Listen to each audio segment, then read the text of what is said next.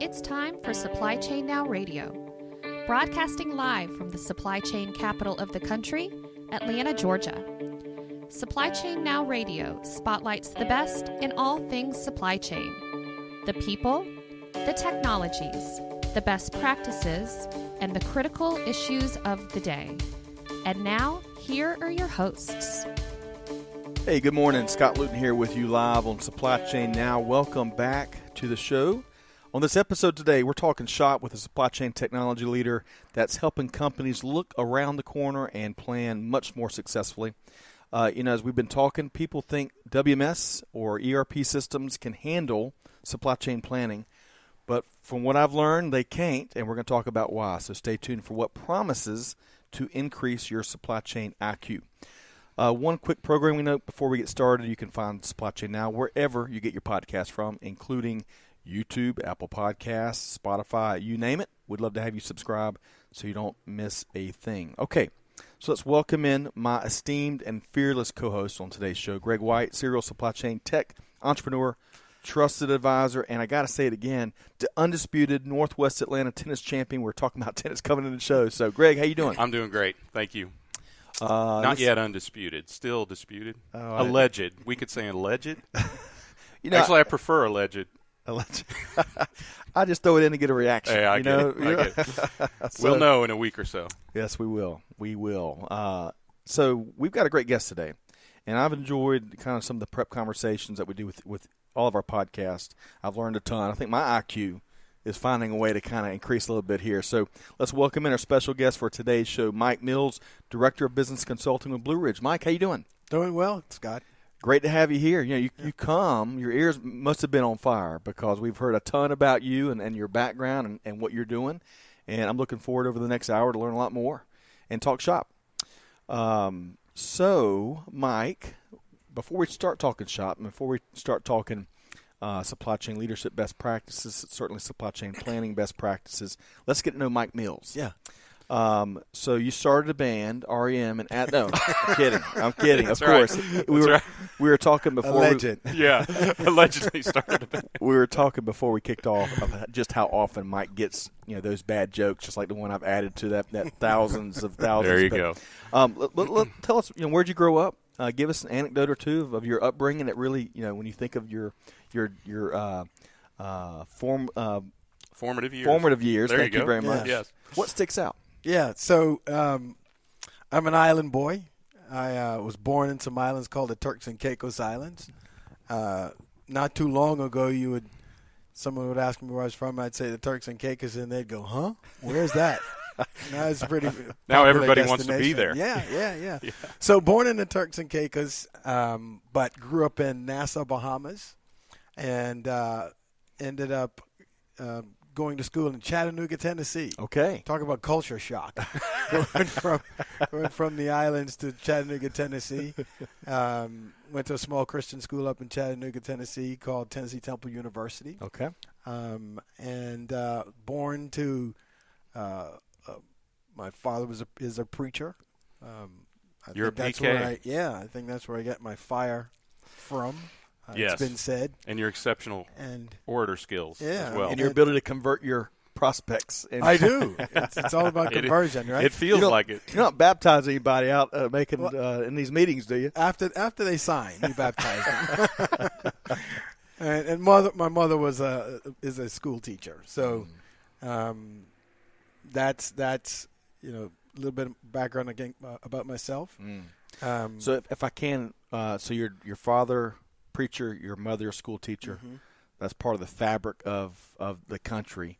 What's one thing that sticks with you today that they imparted upon you? And there's probably thousands. But what's one thing that really sticks out? It's thousands. One thing that sticks out is treat people with respect. Always treat people with respect, and that is a lesson that I carry throughout my life.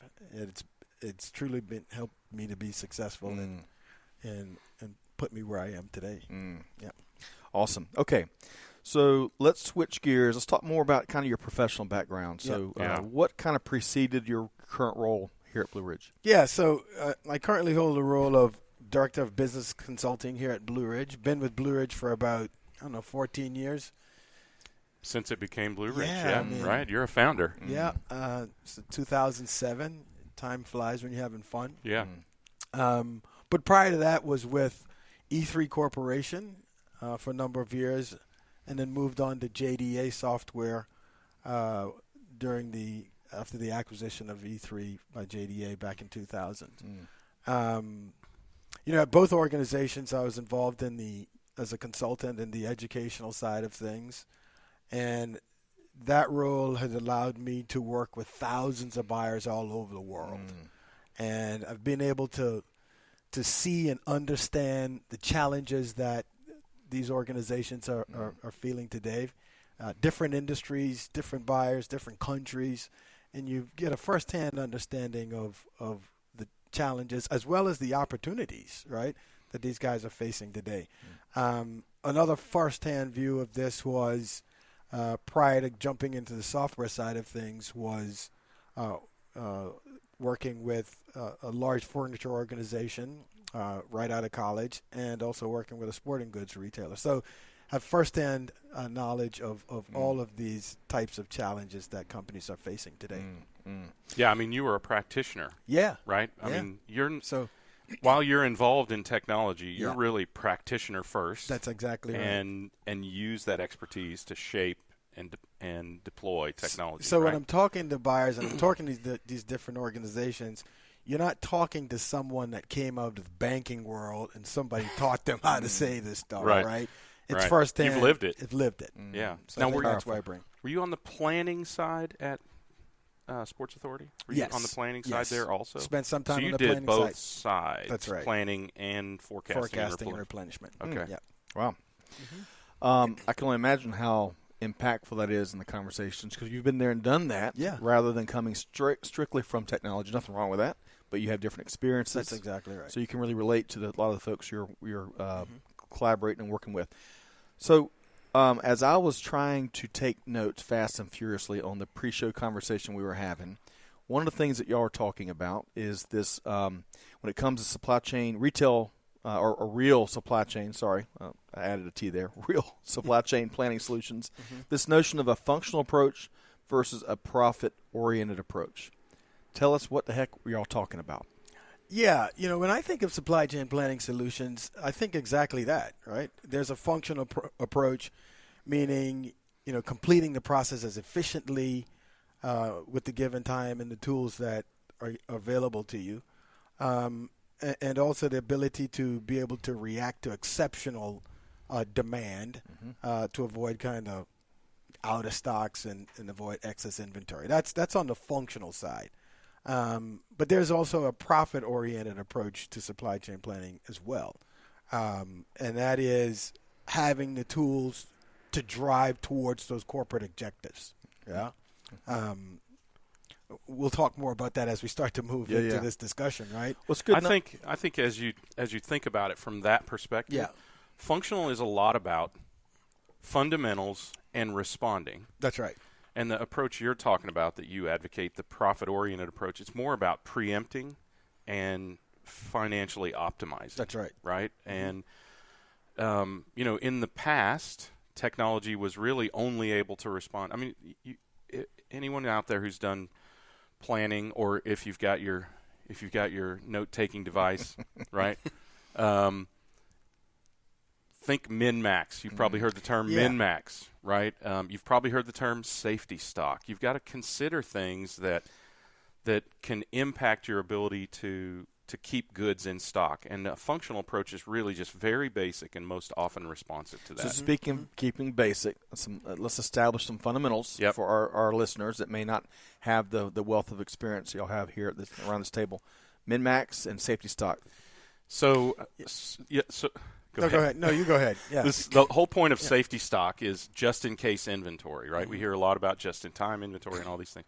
Just-in-case inventory is, what if a delivery is late, or what if we get a sales spike, or something like that occurs? What if coronavirus hits the ability to deliver, right? Things like that. So it's inventory you keep just in case you need it. Yeah.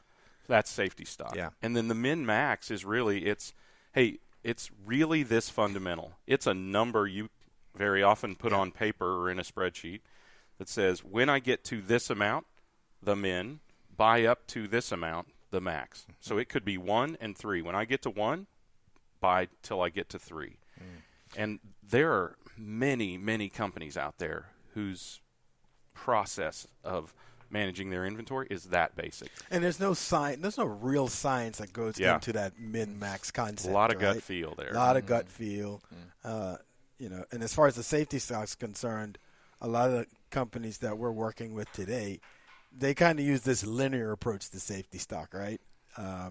So we keep X amount of days of supply around at all times, right? Right, or they break it up by ABC items, right? The A's get this much, and the B's get that much less, and the C's get that much. And it's just woefully inadequate as far as we're concerned as it relates to safety stock. But safety, real quick, is Yeah. safety stock viewed a little bit differently than it was viewed, say, 10 years ago? Because it could put if it's mismanaged, right? You're not making any money on what you're keeping in safety stock. Well, that's really, that goes to the approach that Mike is talking about, this profit-oriented. Profit-oriented approach is a perfect segue back into that question, right? And then, a profit-oriented approach is also kind of leveraging the predictive technology that's out there today, right? And it's solely meant to kind of avoid customer disruptions and overuse of safety stock. That's right. That's exactly right. It is really driving you towards that fine line of how much risk do I want to take? Because if you want your customer experience to be that we want to have the goods 100% of the time, most companies can't afford to keep that level of inventory because demand fluctuates, right? And if you want to keep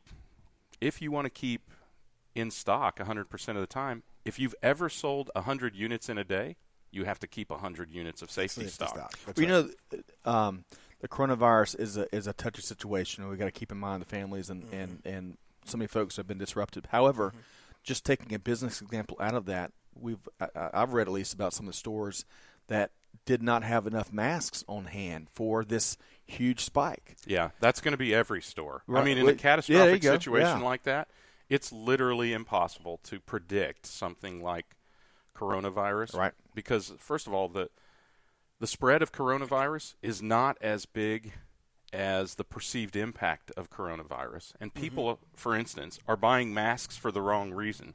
They're trying to buy masks to keep themselves from getting the virus, and actually those masks don't do that at all. The masks only help if you have the virus so that you don't project it. Yeah. So, think about there isn't enough artificial intelligence or actual intelligence or human intelligence yet to predict something like that. Right. That's right. That is literally an unpredictable situation, but there are situations that are just below that level of impact that you can predict. On a much less serious note, chicken for Super Bowl, right in playoffs, chicken wings, I'm sorry. Yes. Having been in the food business, we had to make sure the stores, the restaurants had plenty of chicken wings on hand, more so during that 2-week stretch than any other time of year. So that's much more predictable, and not that I don't think. But it is a significant spike, and a lot depends on the popularity of the teams in the Super Bowl. That's right. Good like, was one of them not in the Super Bowl for say 50 years, and people wanted to see them win? I don't know who that would have been. Exactly. Go Chiefs! All right.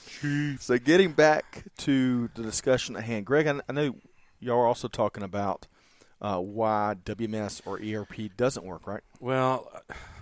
Yeah, so this has been a discussion that Mike and I have had as supply chain professionals for, let's just say, more than 2 decades. Yeah. What do you say? Right? Let's agree to not say any more than that. Leave it as that. Yeah, more than 2 decades, and it's because as practitioners, both of us fell into this trap of thinking that a warehouse management system, a WMS, or enterprise resource planning system, ERP, which is a fancy way of saying your accounting and finance system. Thinking that those solutions can really solve those problems. And there's 2 foundational problems there. One is an ERP is more of a manufacturing or finance type solution. And the business problems that Blue Ridge solves are for distributors and retailers. And while a lot of people try to say, hey, it's good enough for manufacturing, it'll work downstream, the dynamics of the supply chain are so different downstream that it doesn't work. And then the WMS is really just a solution that tracks and moves and positions your inventory inside the four walls of a warehouse once it's arrived. Mm-hmm. Now, there are some other capabilities that allow you to position it in the right warehouse, but usually doesn't also translate doesn't also translate into the right amount in the right warehouse. So, but anyway, those are probably the two biggest issues in addressing supply chain planning with WMS and ERP. Yeah. I mean, I don't know. What do you think? Yeah, this topic within itself is an interesting topic. When Andrew first came to me with this, I'm like, wow, this is perfect, right? And the reason why I say that is because our sales guys today at Blue Ridge are being asked this question constantly. And they're being asked another question on top of that. And that question is, all right, should I install a new WMS system first? Oh, boy. Or should I install an ERP first before I do supply chain planning? Right? Yeah. That's an age-old question, It's an age-old question. But it's an age-old question, but we're still being faced with that decision today. Yeah. And Greg, you're right? When you start to break it down and you start to think of what a WMS system does and what an ERP system does, I mean, the answer is pretty simple, right? They're more geared for manufacturing, like you pointed out. Mm-hmm. But if you start to think about the complexities of what a retailer and a distributor are facing today, like hub and spoke management, right, where you're dealing with these multiple echelons, right? How do you manage that? Right, so you might want to explain that to folks, this whole multi-echelon concept. Multi-echelon inventory optimization by Blue Ridge is a solution that helps us to manage the demand signal from the lower echelon, be it a branch or a store or fulfillment center or fulfillment center, back up to an upper echelon, which could be a regional DC, a central distribution center, and back up to the supplier. And when you're starting to think about the limitations and the capabilities of an ERP system, what they're basically doing in an ERP system today, Scott, is just rolling up forecasts from that lower echelon and using that forecast as the ordering signal back up to the supplier. Once again, so if you sold 5, order 5? Is that what you're saying? Order 5. Okay. Right? And you know how inadequate that is, right? It needs to understand a lot more than just, hey, I'm selling 5 down at my lower echelon, so order 5 back up. Yeah. Because it's not as simple as that, right? Because it comes in a box of 12. It comes in a box of 12, right? Right. And not only am I ordering that item, right? I'm ordering other items along with that item, and it needs to understand that when I do place an order back up to the supplier, that I have to buy in truckloads or container loads, right? So it's a lot more complex. An ERP system systems at its core cannot handle that. So that goes back to the question you were asking about safety stock, because we just outlined a scenario where you really need 5, but you have to buy 12. So you just bought 7 pieces of safety stock. That's right. So your solution needs to figure that you're going to buy into safety stock when it's calculating how much safety stock you need to meet the customer experience you want to have. So you can see, I bet eyes are glazing over all over the world right now. You can see how quickly it gets that complex. And, one way that I simplify it is what you sold has almost nothing to do with what you're going to order from your supplier. That's exactly right. Because of these supply chain constraints and the translation of that demand as you go upstream. All right, so you have to be aware of those complexities and manage those. You are kind of speaking to a trap of incorrect thinking and planning, right? Oversimplification, right? Yes. So how do you avoid, first off, how do you fall into the trap?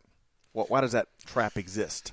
Yeah. A lot of times when we're in these sales cycles, we quickly find out that there's a mandate from upper management that says go look for a system, right?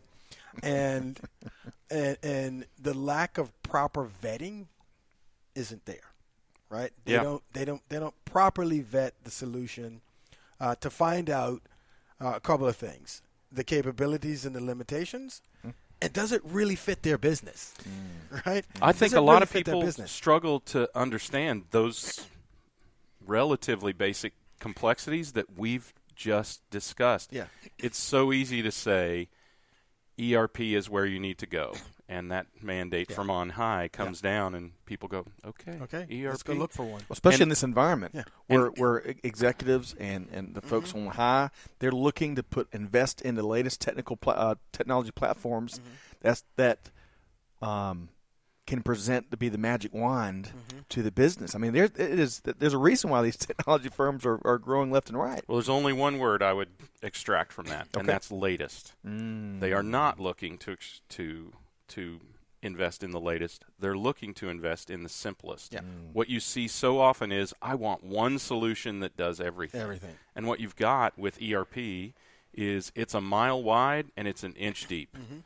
It's very deep in terms of finance. It's very deep, in fact, in terms of manufacturing planning, but it's almost non-existent. In fact, a lot of times what they do is they apply manufacturing planning to distribution and retail, and we've already talked about the fallacies there. So because those solutions have no concept of basic things, to your point, Greg, like supplier constraints, right? Building to truckloads. It has no concept of kind of this order cycle optimization. In other words, do I have enough inventory to last me until the next time I need to buy? Well, or joined ordering.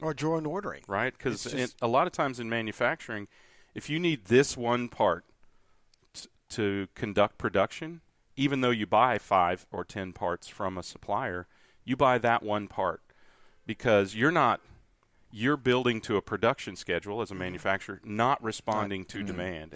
And as a retailer, you might buy 500 or 1,000 items, and it makes sense if you're going to fill a truck or a pallet or whatever to buy as many of those items as you can from that particular supplier. So it's, in the pre-show, we're talking about from a cost perspective, the danger of moving around the wrong inventory.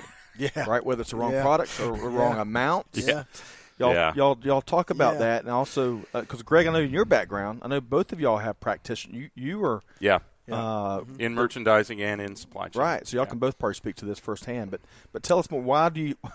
The obvious question is, why is that the wrong thing to do? And any examples you might have? Yeah, sure. You want to? Yeah, we always, WMS, right? And we always laugh, get a chuckle out of this. Why do you want to move the wrong amount of inventory around more efficiently? Right? Well, that's the answer to the question, why would you not do WMS before supply chain planning? Right? Because chances are good, almost 100% of the time, that you have the wrong levels of inventory, and then you go and physically engineer a warehouse based on the presumptions and the information that you've got from those levels of inventory. Then you go and right-size your inventory, and you've got to physically re-engineer the warehouse. Or build new warehouses, and then you're installing WMS again, right? Yeah. And then as far as an ERP is concerned, what you find out, you install the ERP, and then 6 months later you realize you're no better off than you were before. Service is still in the tank. Excess is higher than ever. Right. And you have no visibility into why it's like that. Yeah, that's exactly right. Because, like you pointed out, it's a mile wide and an inch deep. Versus supply chaining, we try and kind of think of it, it's a foot wide and 3 miles deep. Right? Yeah. So let me ask you about this, because what y'all have referred to a couple of times is ERP is not a one-size-fits-all. It's not going to magically make your problems disappear. What I'm hearing y'all speak to the value of is customized solutions that could either bolt on to current ERPs or Well, just that customization, the power of customization, right? I would say targeted because customization. This is just my personal preference. Mike might believe this too. Customization is a dirty word when it comes to software because people think immediately money. Well, and also customization means my technology is distinctly different from Mike's technology, even though we have very similar problems. Okay. So think of it as targeted. So let's just take two examples. If you're talking about ERP typically is not very deep, historically has not been very deep in warehouse management or in retail and distribution planning. Okay. And those are two areas where it pays to go very deep, and that's why companies like Blue Ridge, like Manhattan, like other companies that have products in those verticals exist is because there's not enough depth there. So they're targeted in those areas, and they do things like on the WMS side, they optimize labor, minimize labor, optimize efficiencies within the four walls, or in supply chain planning, which Blue Ridge does, they optimize the economics and the execution and the planning of inventories and supplies and demand in distribution and retail. So I like targeted because a customized solution, and that's the problem with a lot of ERPs. They are heavily customized. They're difficult to impossible to sustain because you've got this one piece of code that is really core to your business that no one else has, and the person who wrote it is long since gone from whatever consulting firm built it to the next consulting firm. So targeting and did you say economically optimizing? Yes. Is that right? Man, I'm learning all kinds of jargon. I'm out there selling technology solutions. Well, that's the difference between that functional and that profit-oriented approach is once you reach a level of maturity of having solved the functional issues, which Mike and I and lots of folks in the supply chain planning industry did decades ago. Yep. Then you start working on economically optimizing. And so many people, and we see this every day, Scott, so many people are still trying to solve the functional issue that they aren't even thinking yet about the profit-oriented and the economic optimization. So in all of this, let's talk about the customer experience, because we really kind of talk mostly kind of within the four walls or within the business, getting planning much more accurate, economically optimizing it. Let's talk about that customer experience. Where does that fall when companies embrace the right planning solutions? Consumer customer. Yes. Yeah. Sorry. Yeah. Yeah. It goes to that goal-oriented aspect of the solution of saying, this is what we can afford to fulfill on the first pass to our customers. And then working back from those goals into how the system operates to do that. And that, when you start to talk about the customer experience, then you've got to pull in the conversation back to safety stock, right? Yeah. Having the right amount of safety stock to meet the goals that's going to allow you to have a good customer experience, right? You've got to involve that in that conversation. Yeah, exactly. And, if your solution is advanced enough, you set those goals and let them work with and against one another. Yes. We can afford this much inventory, but we also want this customer experience. For those of you who are just listening, I'm holding my hands in the air. But we want a certain level of customer experience, but we can only afford a certain level of inventory.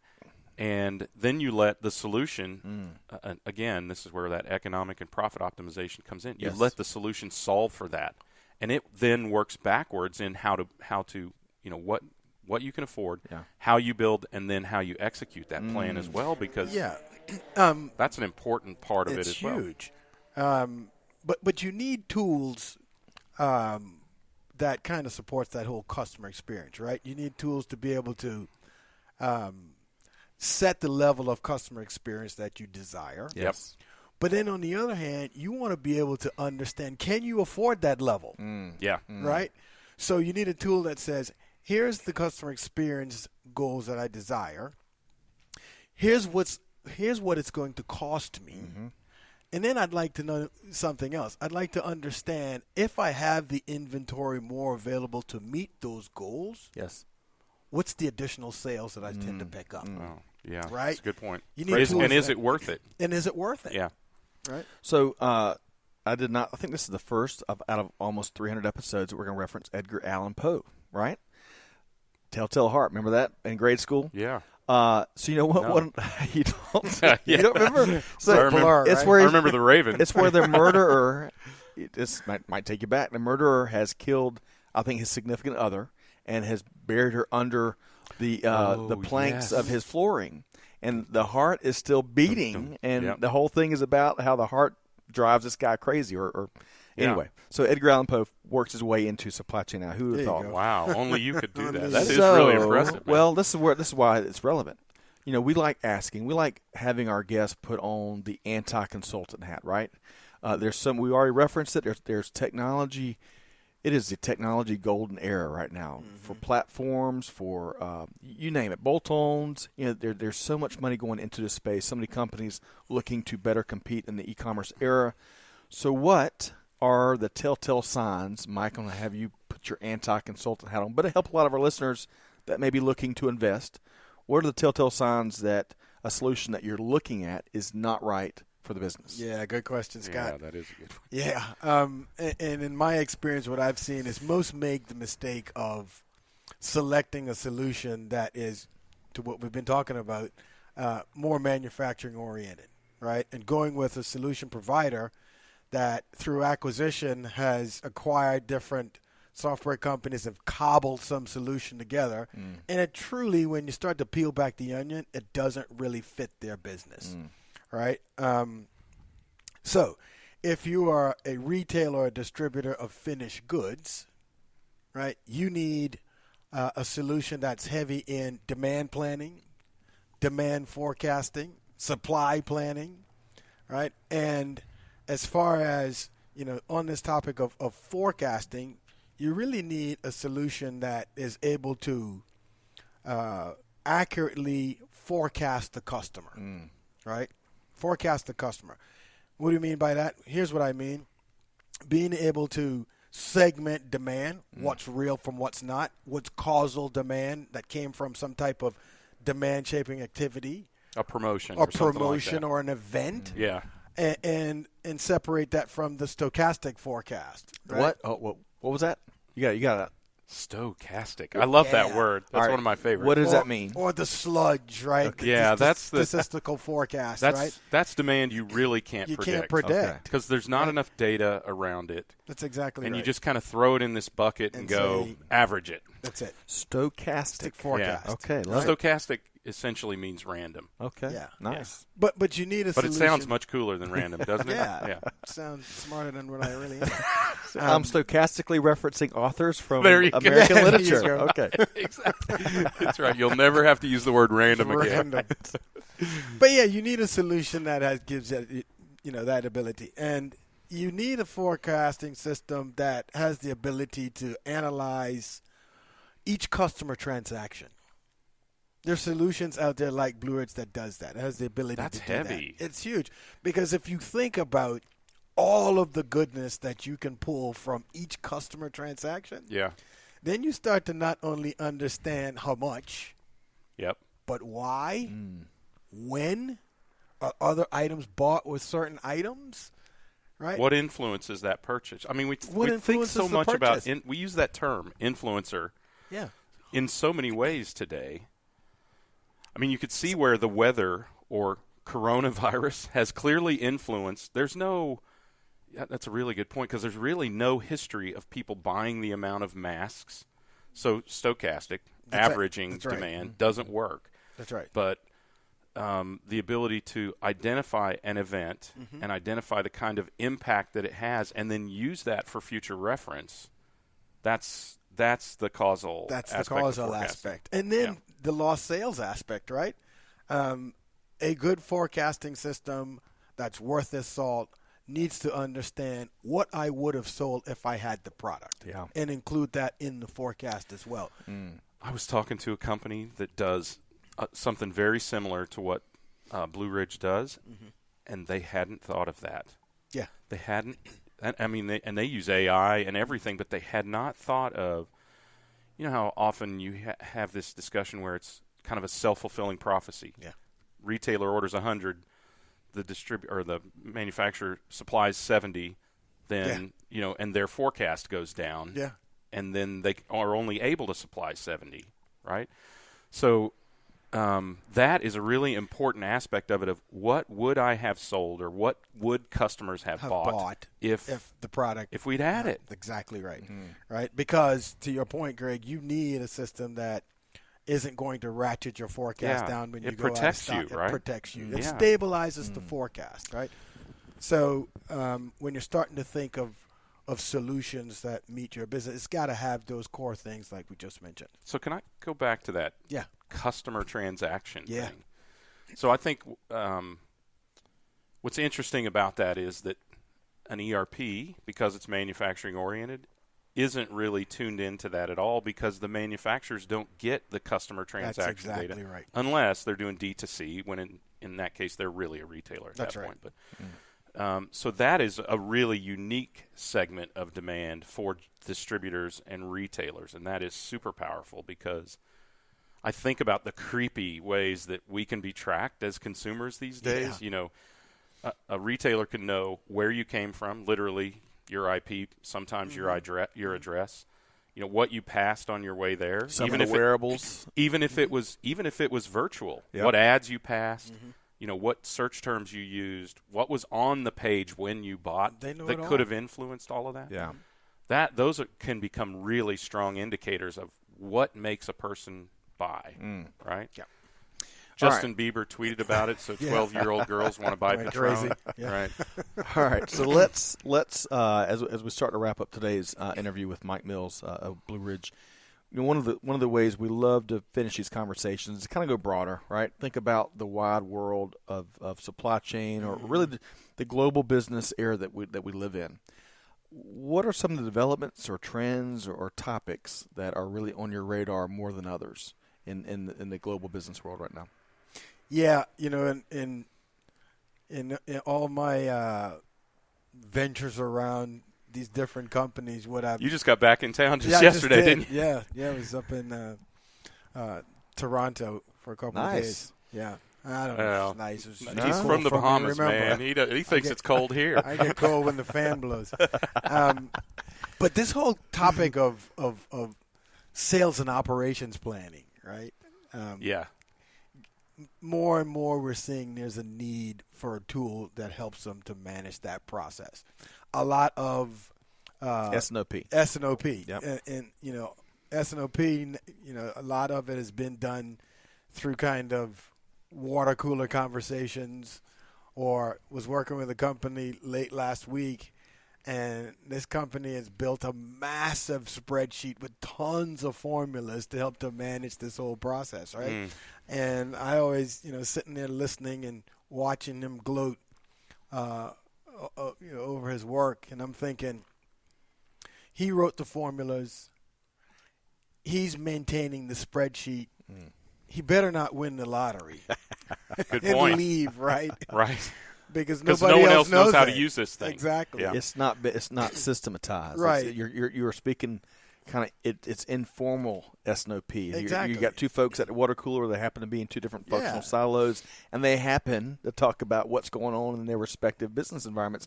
That type of, if we call that S&OP, that's pretty prevalent in across industry, and even in this day and age, right? I know, We're and it's seeing amazing. more and more of it, right? Really. I had a conversation with this guy on the merchandising side, on the planning side, and we told him that there's a promotion that we're going to run. We told him about it, but he forgot it, right? Just because it's word of mouth. Yeah. So we need a tool. I've seen companies are needing more and more need tools that helps to manage that process, because we all know that supply chains are becoming more and more complex, and the need to have a collaborative forecast as well as capacity plans is more and more necessary.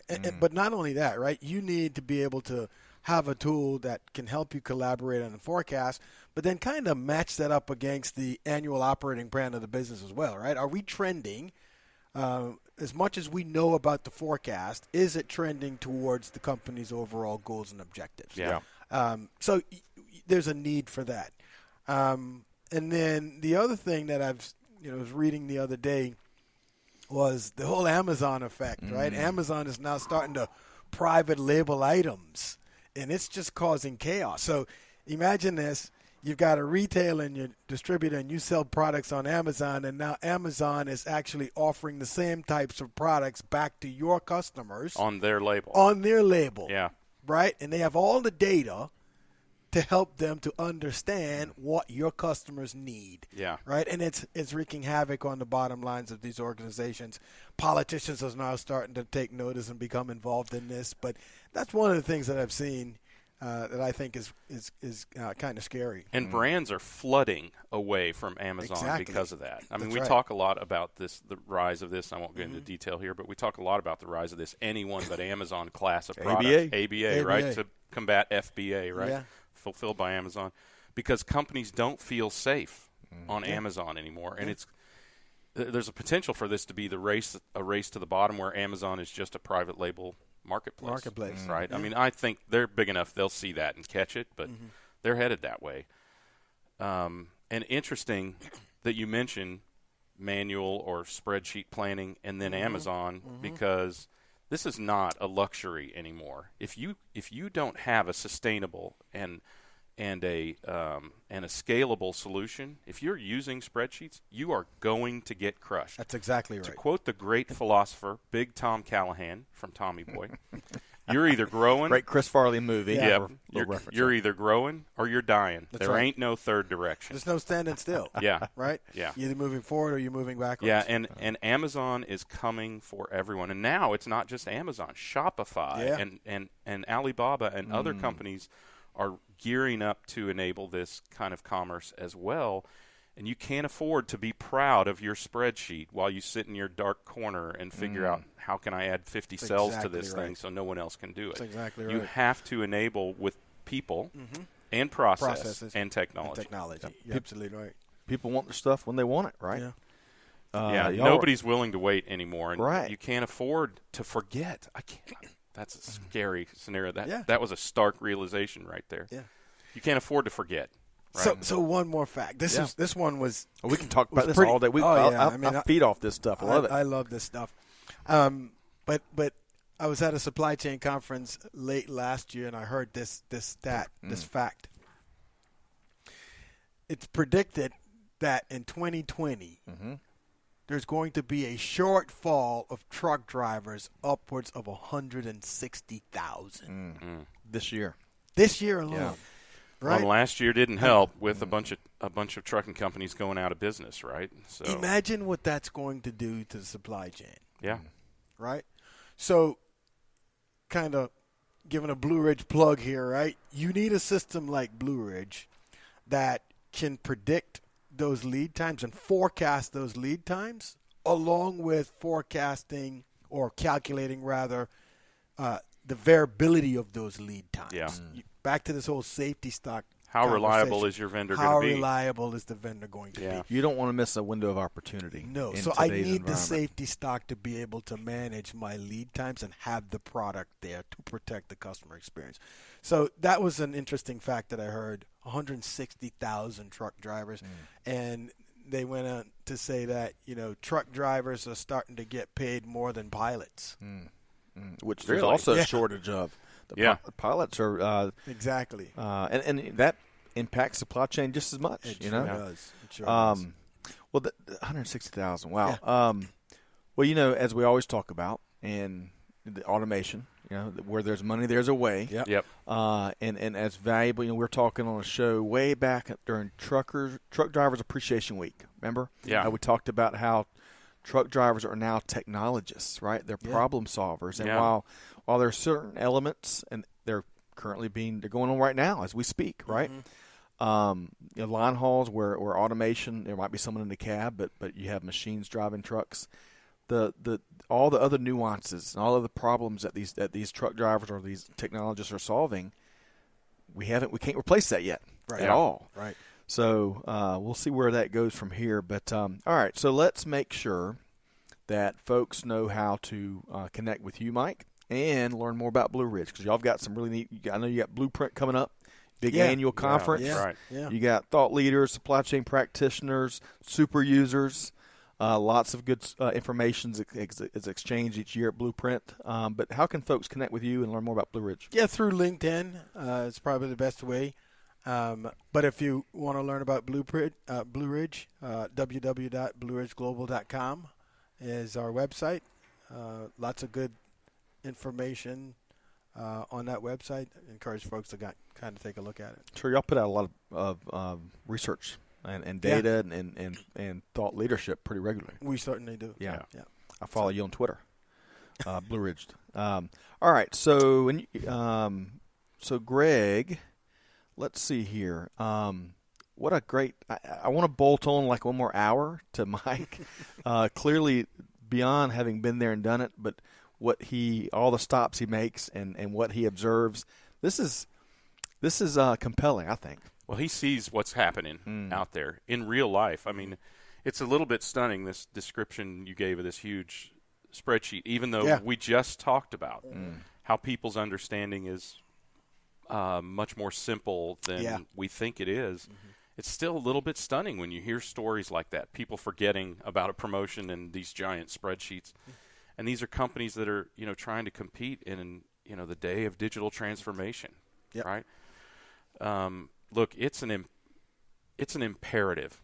It's not an alternative these days. You have to be able. Like you said. That's right. Totally agree. You have to be able to compete, and I'm truly worried for companies that don't get that yet. The stakes are too great. They in are. This era. They are now. There will be a place for those companies. Not all of them will get crushed. Some of them will get acquired. Yeah, some of Sears. Please, let's not go there. It is such a. We're going to look back. Okay, let's 10, go 20, there. 30. Yeah. Well, no, just real quick. It's going to be a business case that's studied not just from a kind of a planning and an execution and a day-to-day leadership standpoint, but also the story that Wall Street Journal has reported on other outlets of what's taking place in the boardroom at Sears and what was allowed to take place. Mm-hmm. I think we're going to be studying that case study for years and years to come. Yeah. I will only say this real briefly. This is a company that used to be able to ship you a house by mail order. They should have seen this. I mean, what is electronic commerce but a catalog online or on your mobile device? How did they not see it coming? I'm with you. It's because they were too invested in their current infrastructure, and this is what companies have to do to survive, not succeed, to survive. They have to look at themselves like everyone else looks at themselves. They have to. At Blue Ridge, we had to make the decision in 2011 to go to a cloud solution, and it was a internal and external battle. Challenge, But that is what broke loose this company and its ability to be able to process so much data to do these transactions. And it's similar with any other company. You have to look at yourself from without as well as within. Move at the speed of your customer. I have to. Do it. Got to implore companies to do that. Okay. So we've been talking with Mike Mills, Director of Business Consulting with Blue Ridge. Fascinating conversation. Mike, we'll have to get you back on and bring the rest of your world travels. Yeah, really enjoyed it. Yeah. And when you're not making music with your band traveling the world, you have to spend time right here in our studio. I think I'm a better dancer than I am a singer. Is that right? It's been said. So if you're a YouTube watcher, we may be able to get a couple of moves. I don't know. But really great to finally meet you and hear a lot more about your supply chain perspective. Okay, to our listeners, you can learn more about Blue Ridge at blueridgeglobal.com. We'll include that link in our show notes. Greg, the hits keep coming. I really enjoyed this episode.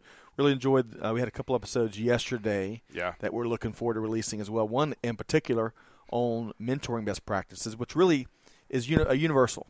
Yeah. So to our listeners, stay tuned for that. Hey, one quick time? Yeah. We talked to Mike Griswold about S&OP, Sales and Operations Planning, and Sales and Operations Execution. That's something you want to listen to, and I think maybe we can put in the show notes those two so they can reference this one and that one, so they can reference one another, because I think they're both really, really valuable. Agreed. We'll be releasing that. That was, I think, our third installment in a recent series with Mike, Mike Griswold of Gartner. So more to come on that. And to our audience, check out our events and webinar tabs at supplychainradio.com. Variety of in-person and virtual events coming up, including our our global interactive forum that is entitled Stand Up and Sound Off, right? Yeah. We haven't formed an acronym for that yet, Greg? Let's don't. Yeah. Well, that's not the only one. We've got events with EFT Reuters Events, the Automotive Industry Action Group, the Georgia Logistics Summit, Resilience 360, MODEX, which is just the largest supply chain trade show in all of the Western Hemisphere. Just that. And our Atlanta Supply Chain Awards coming up, of which Blue Ridge was nominated. Congratulations. Well, richly deserved. But if you can't find something on our website at supplychainradio.com, shoot us a note. Our CMO, her email is amanda@supplychainradio.com. Her inbox is overloaded. Folks are doing exactly. You suggest something, don't be surprised people are going to do it, right? Yeah, maybe we've made it too hard to find stuff. Yeah, that's right. Or hit us up on Twitter. There's a lot of – it's fascinating to see all the conversations, the meaningful conversations that take place in 140 characters or less. So anything we missed before we wrap up here, Greg? Give us come on, throw down the gauntlet, challenge once more that companies have got to – They do. Look, I mean, digital transformation and what Mike is talking about is an absolute imperative for companies. They have to do it. Mm-hmm. If they don't, somebody will. Will do it. Yeah, and somebody is. I mean, the truth is somebody is. And, just a year or so ago, I was at a conference, heating and air conditioning, HVAC, Hardy conference. Yeah. And I heard a guy say, I can't envision a world where Amazon can do what I'm inserting my $50 million HVAC distributorship can do. I can't envision a world where that could happen. And I had to go on stage after that, and I felt compelled, and I did say, the entire problem is that you can't envision a world where Amazon can do that. Because Amazon can literally do anything. And people have to think about that. That's right. There is no defense against forget Amazon, against the momentum in this marketplace. Now driven, thanks to Amazon opening our eyes, but now driven by consumers, there is no defense against the march towards digital transformation. Well put. And on that note, big thanks to Mike Mills with Blue Ridge today. What a great conversation. Looking forward to having you back. To our audience, be sure to check out upcoming events, replays of our interviews, you name it, supplychainnowradio.com. Find us and subscribe wherever you get your podcast from, including YouTube. All right. On behalf of Greg White and the entire team here, Scott Luton here wishing you a wonderful week ahead, and we will see you next time on Supply Chain Now. Thanks, everybody.